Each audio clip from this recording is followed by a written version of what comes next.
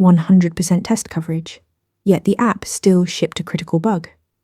How is that possible? Test coverage measures the percentage of your source code that gets executed when your test suite runs. Think of it as a map. It shows which lines, functions, and branches were actually visited during testing. If you have 200 lines of code and your tests execute 150 of them, that is 75% coverage. There are several coverage types you will encounter. Line coverage tracks which lines ran. Branch coverage checks every if-else path. Function coverage measures which functions were called. And statement coverage counts individual statements. Here is the critical insight interviewers want to hear.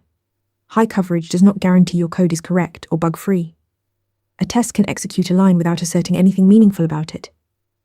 You could write 1,000 tests that call every function, but never check the return values. Coverage tells you what was touched, not whether it was tested well. Popular tools include Istanbul for JavaScript, JaCoCo for Java, and coverage.py for Python. In CI pipelines, teams often set minimum thresholds, like requiring 80% coverage, to catch untested paths before merging code.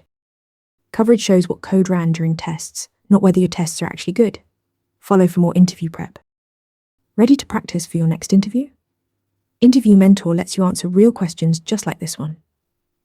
After each answer, you get a detailed grade and personalized tips to improve. Watch your scores climb as you keep practicing.